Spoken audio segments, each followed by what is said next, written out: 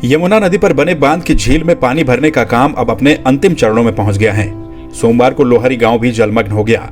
इससे पहले प्रशासन ने प्रभावित लोहारी गांव के 90 परिवारों को 48 घंटे में गांव खाली करवाने का नोटिस दिया था, जिसके बाद ग्रामीणों ने गांव तो खाली कर दिया, लेकिन प्रशासन की व्यवस्थाओं पर कई सवाल खड़े किए।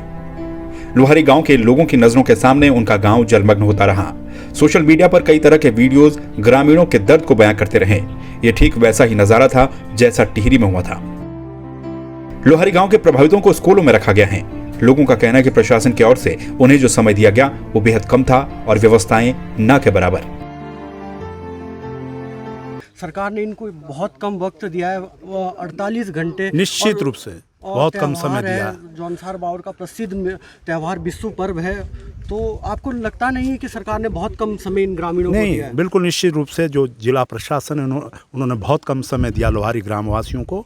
ये बहुत ही दुखद घटना है कि 48 घंटे का समय दिया है, क्योंकि 48 घंटे में ये लोग क्या करते हैं। कम से कम जिला प्रशासन को 1 माह 3 माह का समय देना चाहिए था। आज खुले आसमान के नीचे इनके बाल बच्चे महिलाएं जहाँ उनके पशु रह रहे हैं, इससे बड़ी दुखद है, क्योंकि प्रशासन ने इतना कम समय दिया कि ये लोग अपने को संभाल भी नहीं पा रहे हैं। ये बहुत ही अन्याय, इन लोगों के साथ बहुत बड़ा अन्याय हुआ है और सरकार को भी जो अधिकारियों ने गुमराह किया है, कहीं ना कहीं ये कम्युनिकेशन गैप हुआ है कि सरकार को गलत सूचनाएं ऊपर भेज दी गई है।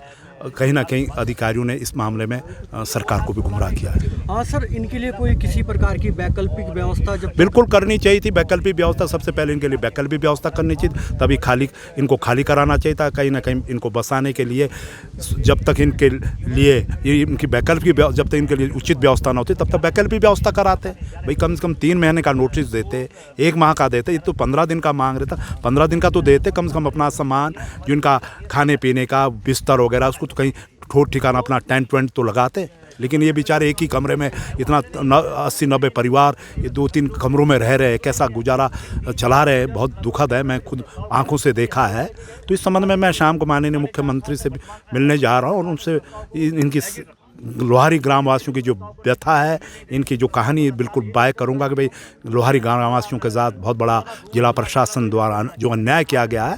तो मैं माननीय मुख्यमंत्री से आग्रह करूंगा कि इनके तुरंत वैकल्पिक व्यवस्था कराई जाए इनको बसाने के लिए, और इन लोगों का जो मकान है जिनका फिर से मूल्यांकन होना है, सही मूल्यांकन हो और इनको उचित मुआवजा दिया जाए ताकि इनके जो घाव में मरहम लग सके। यही आग्रह करूँगा। की बात करें, क्या सर इनको सरकार द्वारा भूमि आवंटित कराई जाएगी?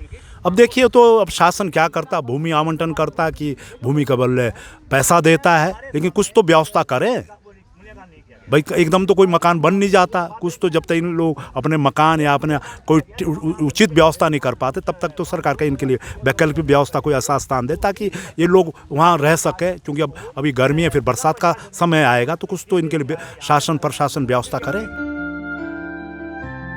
संवाद 365 के लिए राहुल चौहान की रिपोर्ट।